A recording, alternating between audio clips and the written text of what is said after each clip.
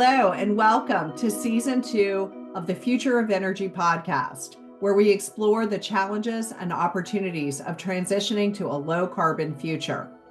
My name is Elizabeth Arnold Weiss, and I'm an associate professor of technical communication practice at the USC Viterbi School of Engineering, Engineering and Society program, and I'm delighted to moderate this kickoff episode.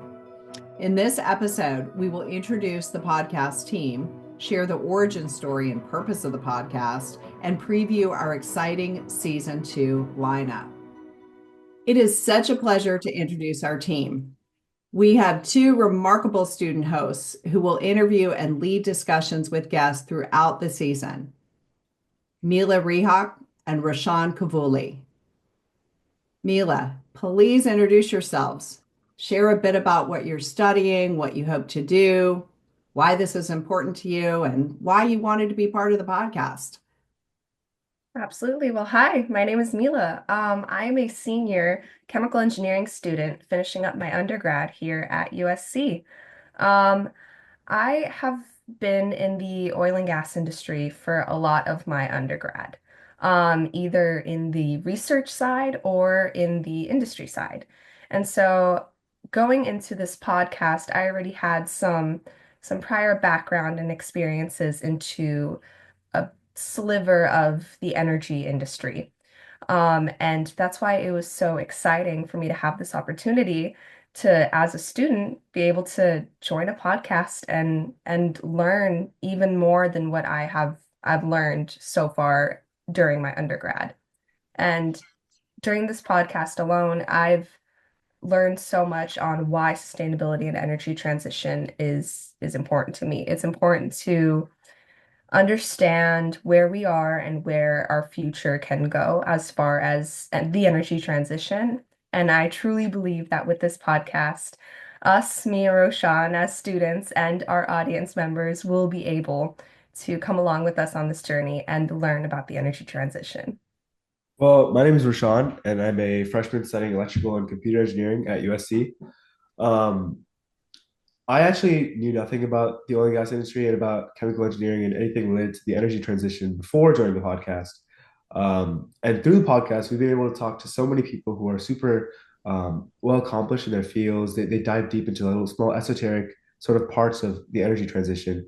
And that kind of knowledge that we're gaining is invaluable to anyone because energy is a huge part of everyone's lives. I think in the episodes we touch about how much energy will be required even more in the future. And that's why I think this podcast is super important for everyone to understand. And for as far as sustainability, in high school, I actually joined a project where we created a vegan cheese out of narwhals, and it was supposed to curb carbon emissions. So that's a story for another time, but that's kind of the beginning of my interest in sustainability. But yeah. Thank you so much, Mila and Roshan. I love these stories. Our students are really pushing us in this direction, and I'm in my 26th year of service to the faculty at USC, and I'm so inspired by you all.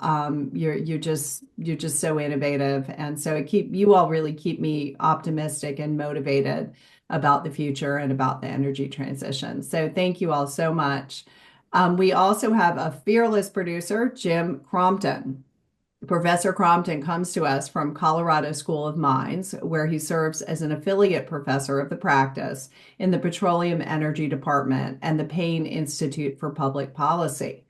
Well, thank you. I mean, this is an incredible opportunity. I mean, I agree with you. I'm more optimistic with the next generation that I'm working with here than maybe my generation. But I'm a kind of an arm's length member of the USC family.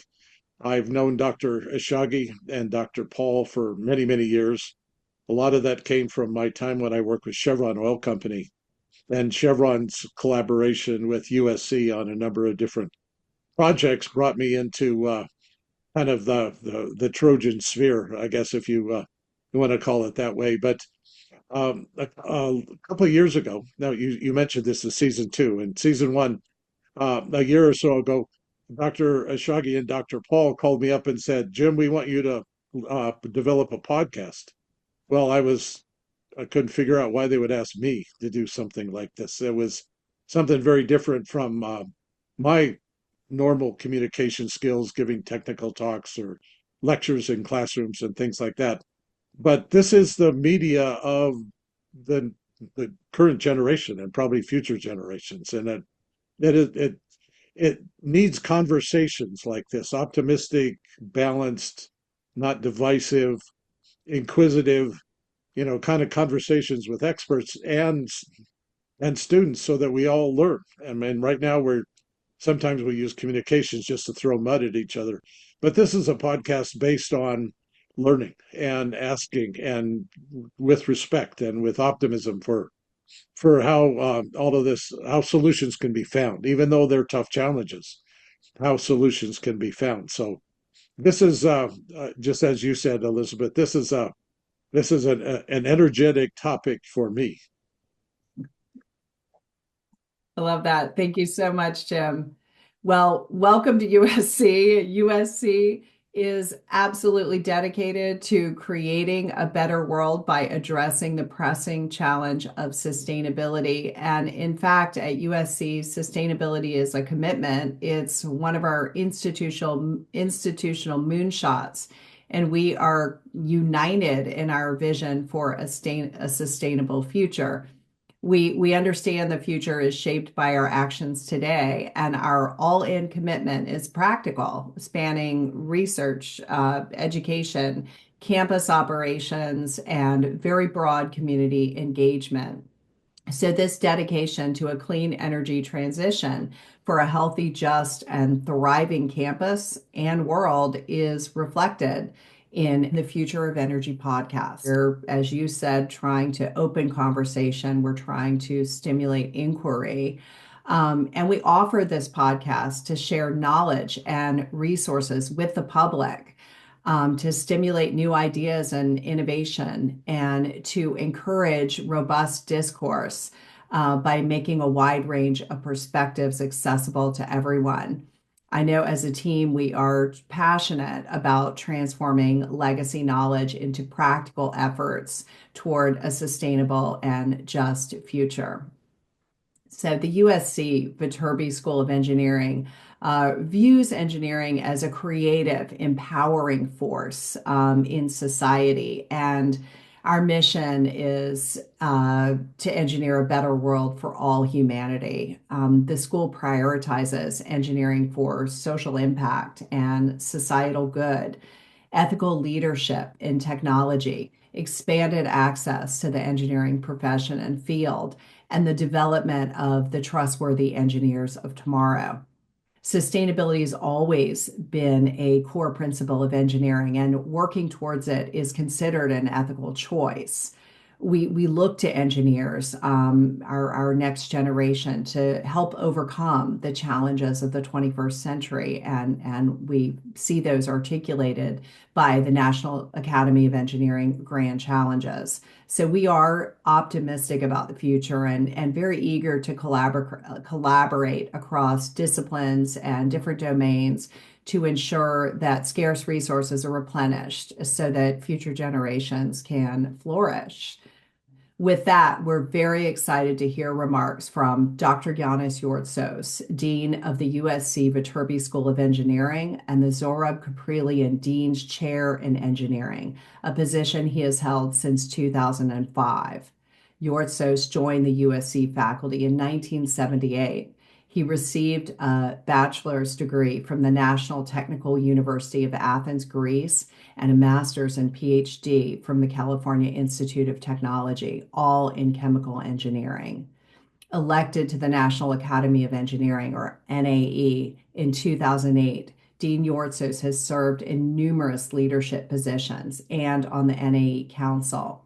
In 2010, he organized and hosted the NAE Second Grand Challenges Summit, and in 2022 received the Gordon Prize from the Academy for co-founding the Grand Challenges Scholars Program, which is based here at Viterbi.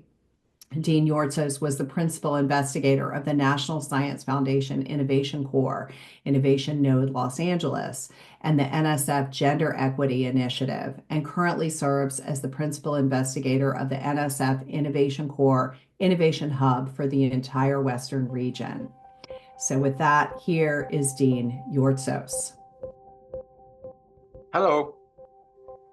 I'm taking the opportunity to discuss a little bit about sustainability, about E-CET, about the importance of energy transition, and I will spend a few minutes sharing perhaps some of my thoughts. I wanted to also share some slides that I have here, and so that we can all relate to what's going on about the importance of sustainability and how it connects to many other things that we do in our life. So let me share something here, which I think I can. I'm going to go here and I'm going to share my screens here.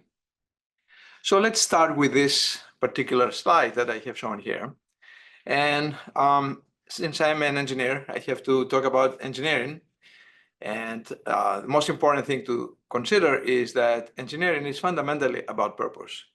So what we see today in the world where things are changing so fast, fundamental remains the purpose that we as engineers are dedicated to.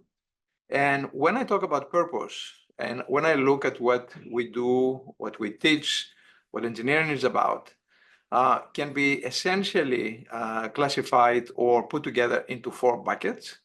And these buckets are in no necessarily orders of priority: sustainability, health, security, and life enrichment.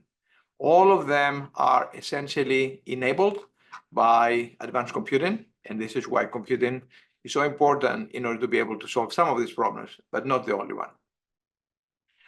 All of these together, these buckets, are interconnected. For example, when I look at sustainability, and by sustainability, I mean not only in terms of energy, but also other items like water, climate, food, materials, ecosystems, natural resources. When we talk about health, we talk about bioengineering, biochemical engineering, health sciences, and medicine.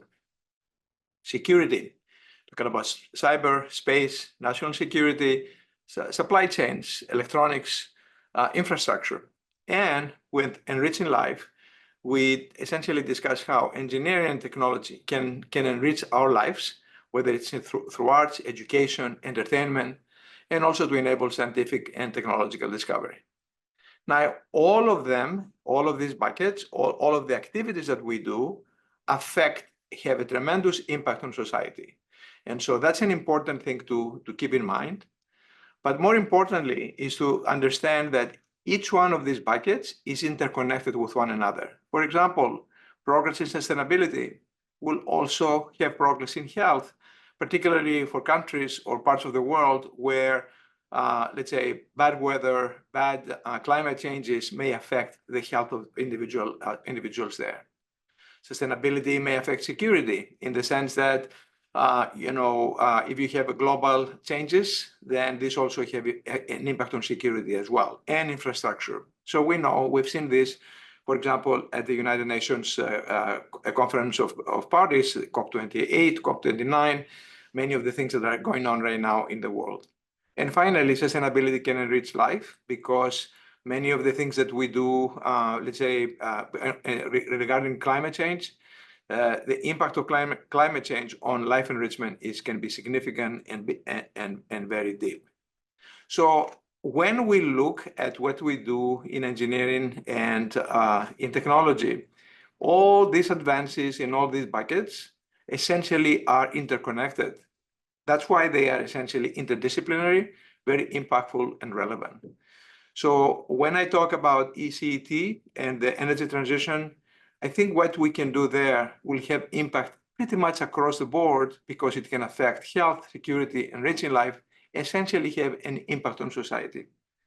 And so all of these, by the way, these definitions that I have here, in essence, reflect Maslow's hierarchy of needs for individuals.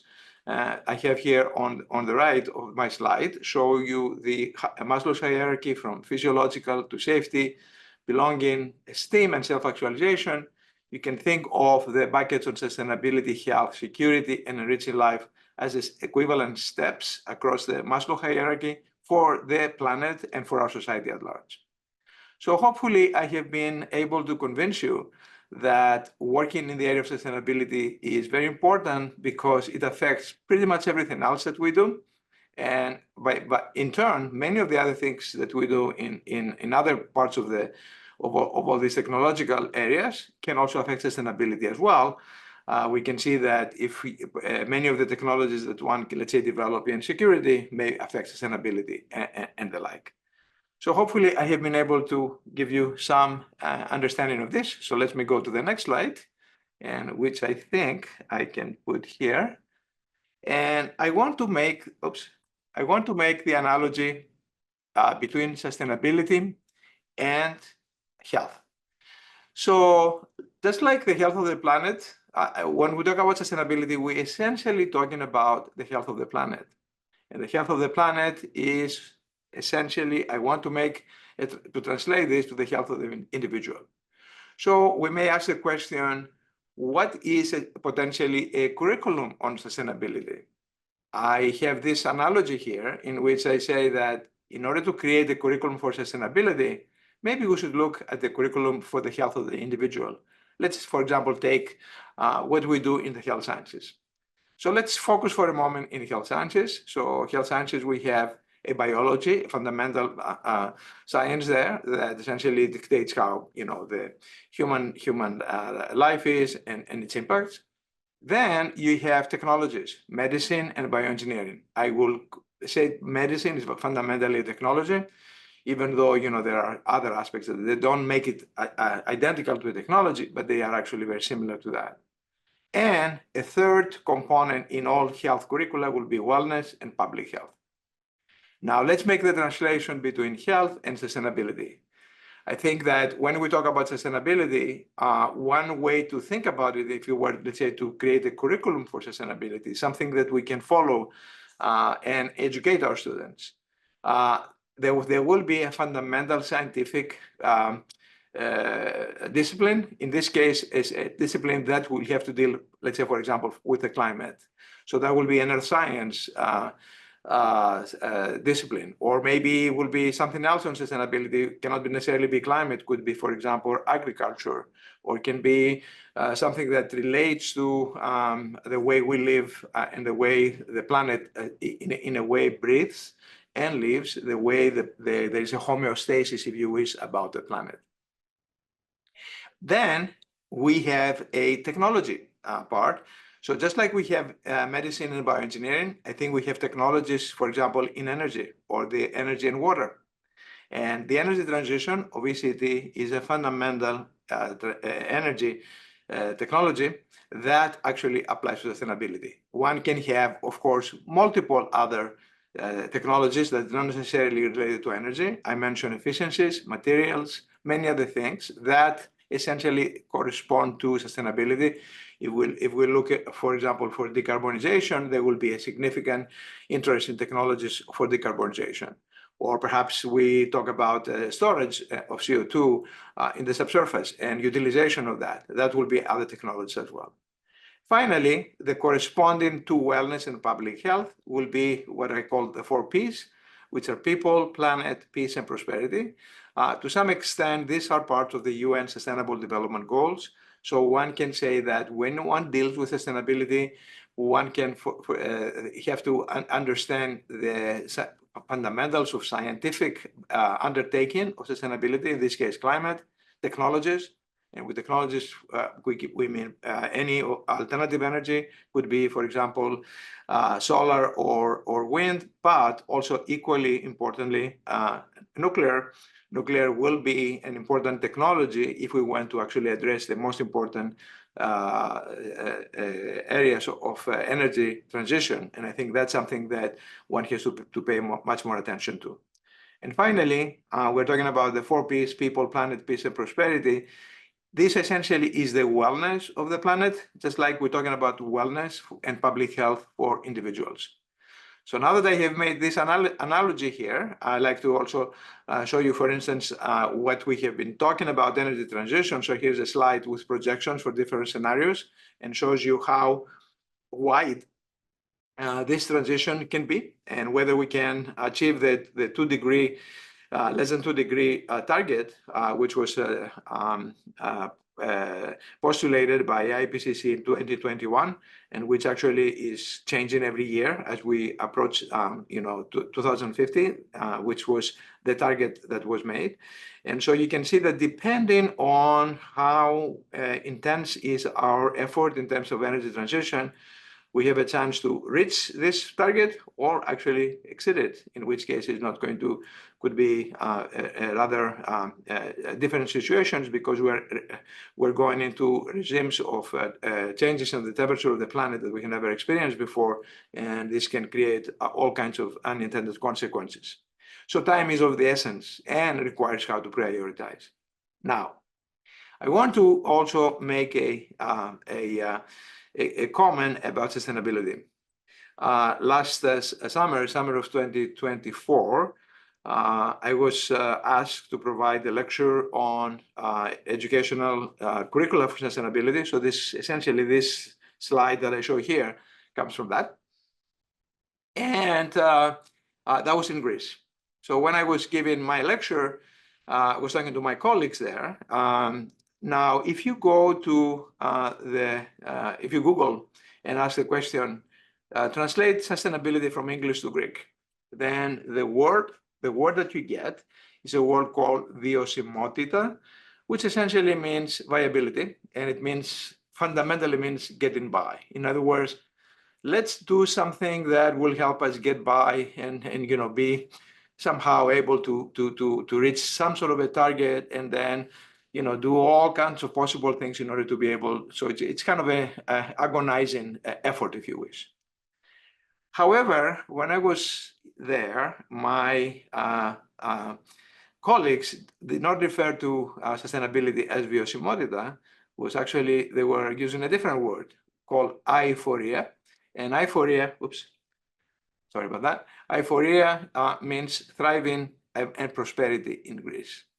Now, interestingly enough, if you ask the Google, translate aiphoria to English, what you get to get is sustainability. So what I'm trying to say is that let's change the conversation and try to relate sustainability with prosperity rather than sustainability with scarcity, with the difficulty, with many hard, maybe situations in which people do not prosper, where the planet doesn't prosper, where we are simply getting by. I think that's actually a view, a much more healthy view of sustainability. If we endorse and adopt this view, I think we'll be able to move forward in a much faster way, in a much better way for all. I have one more observation to make, and this is on innovation and policy. Typically, policy is driven by innovation, and innovation drives evidence-based policy. We see this, for example, in AI today, where technological innovation in AI is leading to all kinds of conversations about evidence-based policy and the like. So here is for a slide here that shows how you go from innovation, development, technology growth, creativity, and so on and so forth, into policy. And policy means regulations, rules, and so on and so forth. We have seen this all the time with every new technology that is being developed. However, in sustainability, it's kind of the opposite, in the sense that evidence-based policy has to drive innovation, rather than technology, in which, in the typical example in which technology innovation drives policy, here is actually the opposite, with one notable exception, which is AI.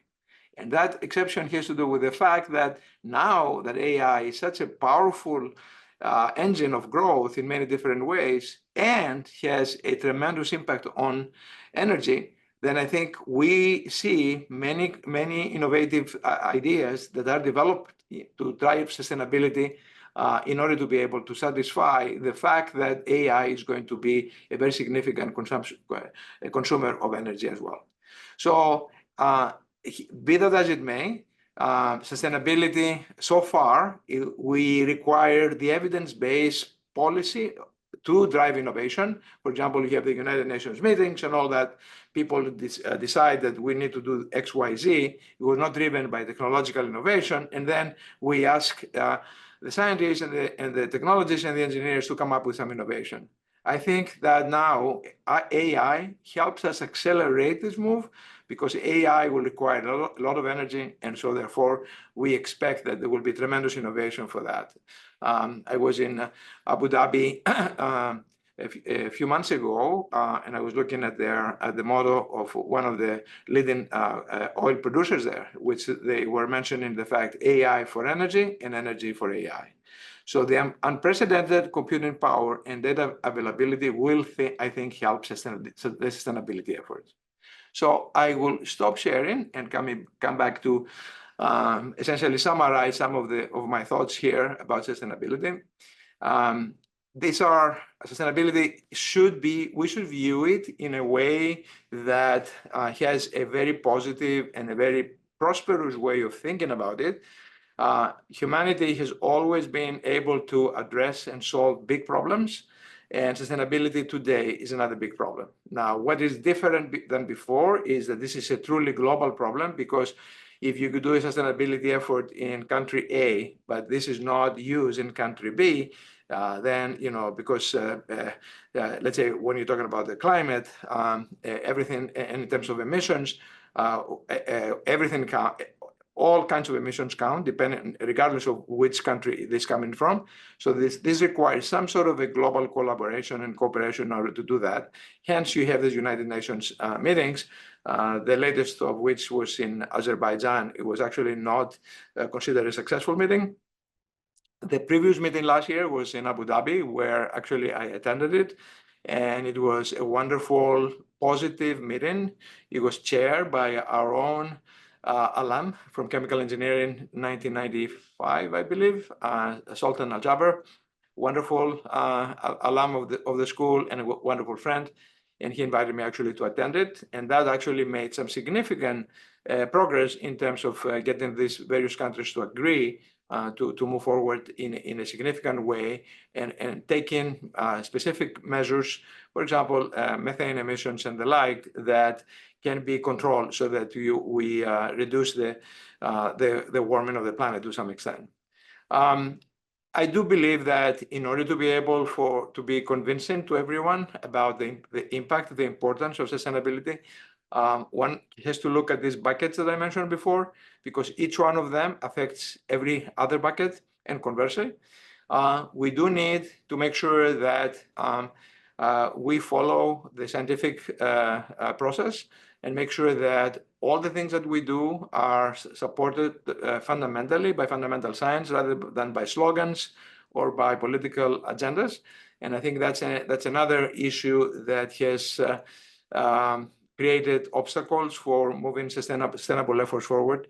The fact that sometimes they become part of a political or economic agendas of different players. I think we have to make sure that we all agree that this is the right thing to do for the future generations, not only for us, but for our kids, for our grandkids, and for many, many generations to come.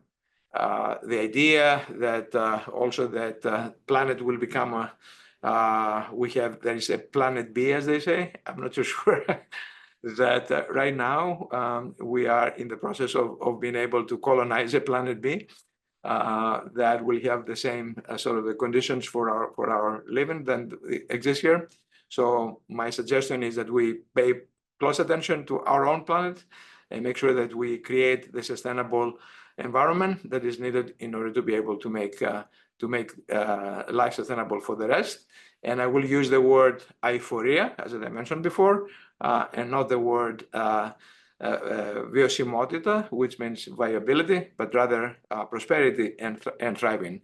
Let's try to think about how we can create whatever efforts are needed, and engineers and scientists are the best equipped to be able to come up with innovative, interesting solutions that will help us actually move forward to address things with a very positive mindset, in which case we will look at all these efforts in a way that will benefit the future generations. It's our duty and our obligation for this to happen.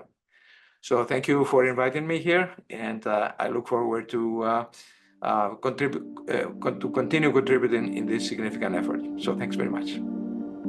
With that, we're very excited to hear remarks from Dr. Donald Paul. Dr. Paul is the Executive Director of the Energy Institute and holds the William M. Keck Chair of Energy Resources at the University of Southern California.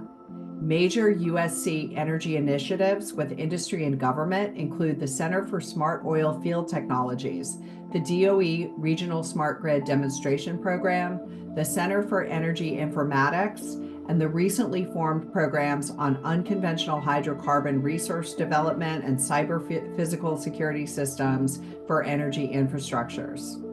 Dr. Paul had a distinguished 33-year career with the Chevron Corporation, retiring as Vice President and Chief Technology Officer. He holds bachelor's, master's, and PhD degrees from MIT and is an honorary doctorate from the Colorado School of Mines. Well, welcome everyone. My name's Donald Paul. I'm the director of the USC Energy Institute and a professor of energy resources at the University of Southern California. I've been involved in the energy business 50 years this year, including 33 years with Chevron in various roles, including in my last role as Vice President and Chief Technology Officer. After my retirement from Chevron, I came to the University of Southern California and been involved with the Viterbi School of Engineering in energy programs, education, and research. Today, I want to introduce the Ershagi Center for Energy Transition. This center, which was established officially April 13th, 2022, through a generous gift of Gary and Mary Buntman, was set up to promote education and research related to the ongoing evolution and transition of the energy system. I'll very briefly describe the mission of the center and some key thrusts, and look forward to your participation in this podcast and subsequent podcasts as we attempt to explain various dimensions and aspects of what's going on around us. The Ershagi Center for Energy Transition has three key elements to the mission. One is an education mission associated with adding energy and thoughts about the energy transition to the broader dimensions of engineering. Basically, every discipline in engineering involves energy, whether it's civil, chemical, mechanical, electrical, petroleum, of course. But energy is part of engineering, and as it always has been. But today, one could argue that there are aspects to that that perhaps add an important new dimension to design and implementation and operation of engineering systems. And whether these are industrial systems or commercial systems or public sector systems, that's all very important. The second mission, a part of the mission, has to do with supporting and enabling research activities at the University of Southern California in partnership with industry. And various mentions of this include diversification of the energy system, things such as adding new potential fuel sources such as hydrogen, decarbonizing the existing energy system, particularly with respect to oil and gas and power grids, and opportunities for removal and sequestration of CO2. In other words, how one would use CO2 as either a feedstock instead of a waste product to be stored and managed. All of these are areas that are of active research, not just at USC, of course, across many universities and many companies today. The goal of moving forward to a more robust energy system, a more diversified energy system, is going to be the nature of the world as we go forward and the nature of the transition. The energy system itself, of course, if one looks historically, has been in transition for hundreds of years. going back to the first industrial revolution, where coal enabled the implementation of steam power on an industrial scale, not seen before. And similar kinds of transitions are going on today. Perhaps one of the most dramatic, certainly one that's got a lot of publication, but has created a new demand source of size in the energy system, has been AI and the digital transformation. Large data centers that are being built today, with hundreds of billions of dollars of investment going into new data centers, is a major new demand source of scale. How are these going to be powered? Each of these centers uses as much electricity as a small city. So how do we meet the growth of the future from an economic and technological point of view and manage the energy system around it? That's one of the challenges, and it has both a technological component, but also has important dimensions in business, which you'll hear about in this series, in policy, as well as, I think, an important element of public acceptance, public knowledge. With respect to that, a third important component of the Oshagi Center for Energy Transition is our role in helping the public understand energy system as a whole, understanding the changes that are taking place in the system, the issues to be resolved, the trade-offs involved, and you'll hear more about that in this podcast series. Finally, I would just like to say that having been involved in the energy business for 50 years in various components, one on the industry side, now on the academic side, several of my interactions when I was on the business side, also involved interactions with the government, particularly the U.S. Department of Energy. One of the lessons I've learned is that nothing ever stays the same. And there are always new aspects to this. Today, of course, the whole theme of energy and digital transformation, or energy and AI, is a big aspect of what's going on. And we anticipate that will be a big aspect of our program here at USC as the Oshagi Center for Energy Transitions interacts with other programs around artificial intelligence, quantum computing, other dimensions of the next generation of automation and robotics. All of these today, all of these advancements will take more energy. So the question of energy efficiency, the question of decarbonization of these systems becomes an integral aspect of how we help define the future going forward.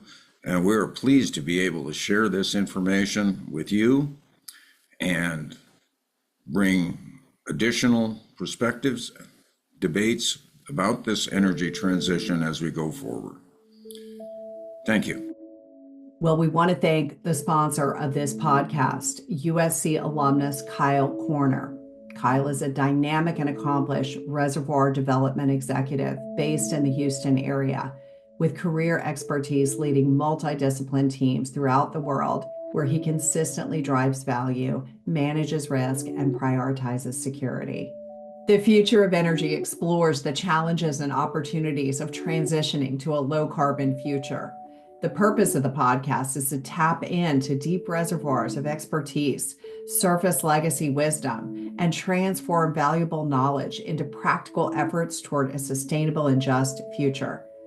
We offer this podcast for public benefit, to share knowledge and resources, to stimulate new ideas and innovation, and to encourage discourse by making a wide range of perspectives accessible to everyone.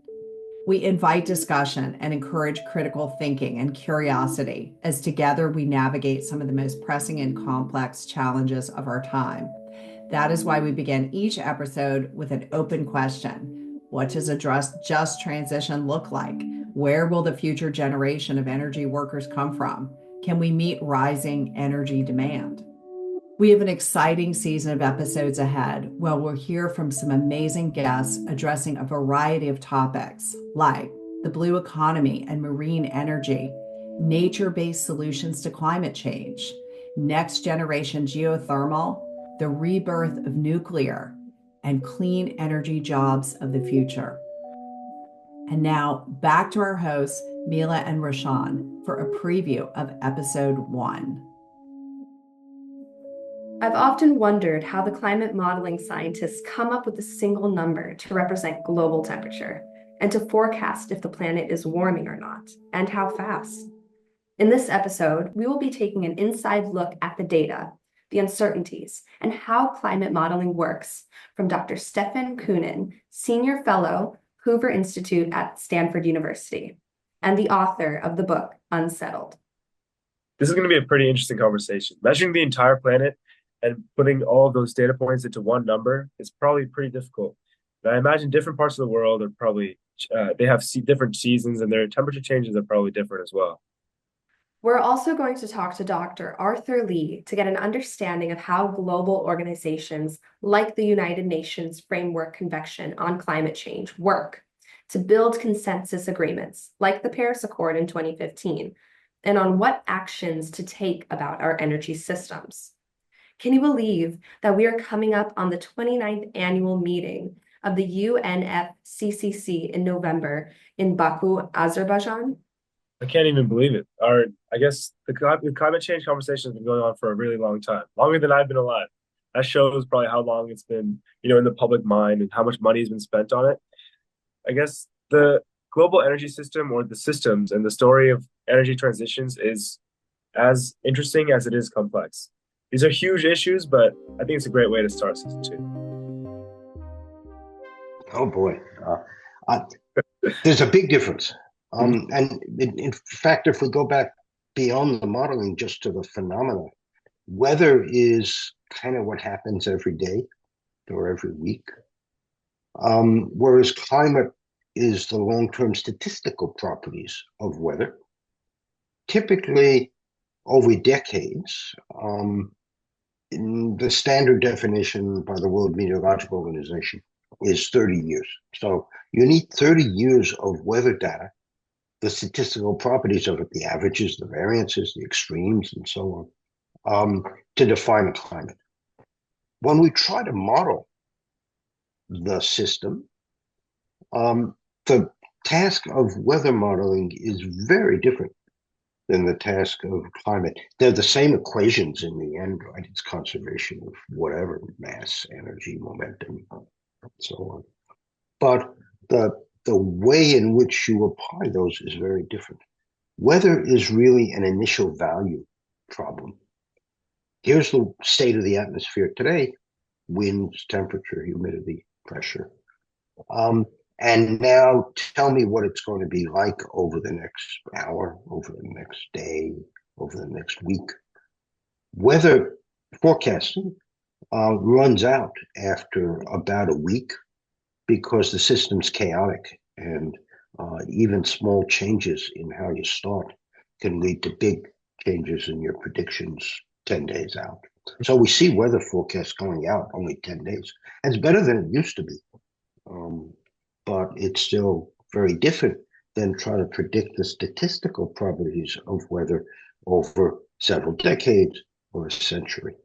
That the global temperature is just one number that's purporting to describe everywhere on the globe and all phenomena. There are many other measures of climate that we need to respect: precipitation, storms, cloudiness, sea level rise, drought, floods, and so on. And what perhaps surprises people a lot is if you go to the most recent UN report and look in table 12.12 of Working Group 1, it lists about 40 different weather phenomena.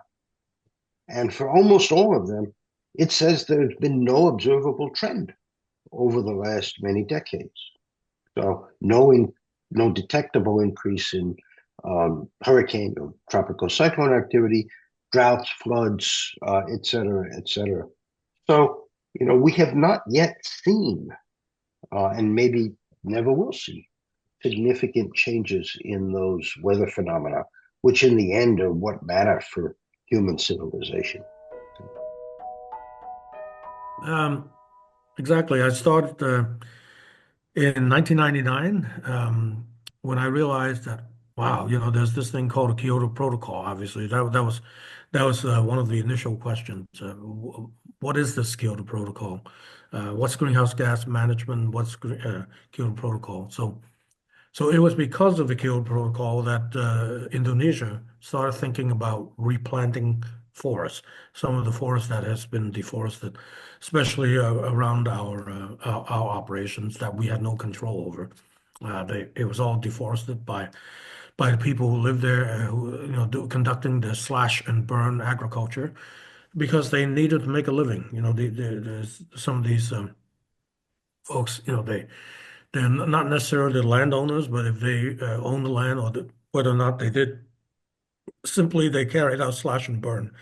You cut down the trees and then you start planting, and you burn the trees, and you start planting so that you can feed your families. So that got me then into the whole world of okay, if one country can do that, and the pollution, not only the criteria, health criteria, air pollutants, but also CO2 is global. Okay, what's next, right? So it's all about the global treaty. Towards around this time of year, November, early December, there's always in the news, oh, countries are getting back together, and you would wonder, why the heck are these countries always coming back together every year? Don't they already have a Paris Agreement? Well, yes, they do, but the Paris Agreement is only, again, like around 40 pages, and they're now writing hundreds of pages of regulations, so to speak. And each of these provisions in the regulation have to be agreed to by each country. Okay, can you imagine that? There's no, and there's no voting. Okay, I'll add another wrinkle onto that. There's no voting. How does it So, get agreed? yeah, the IPCC was awarded the Nobel Peace Prize. I thought to myself, oh my God, this is really a surprise. In fact, it was quite a shock that the organization itself got a prize, and it was shared. Of course, the prize was shared with former Vice President Al Gore, uh, who actually famously flew to Kyoto in 1997 to clinch that deal on the Kyoto Protocol. That's an aside, okay? But the IPCC shared the Nobel Peace Prize with former Vice President Gore. And I was just shocked that people were recognized, but I didn't think too much of it afterwards. Not too much. And then the IPCC then sent 2 days later sent an email to all of us who participated in the IPCC and said, "You are all recognized," and it carried through that promise by actually sending us this huge certificate. The top half is actually is a replica of the Nobel Peace Prize 2007 itself. Okay, and the bottom half of this huge thing says something about IPCC recognizes me, Arthur Lee, for contributing to the Nobel Peace Prize of 2007. So I was stunned to have received that as well, and it was great. Now, then that was 2007. Thank you so much for joining us for the Future of Energy. Special thanks to each of our guests today and to our technical wizard, Abhi, for his important contributions to this episode. Don't forget to subscribe to our podcast so you can automatically get access to all our new episodes. You can find us on Apple, Spotify, YouTube, or wherever you get your podcasts.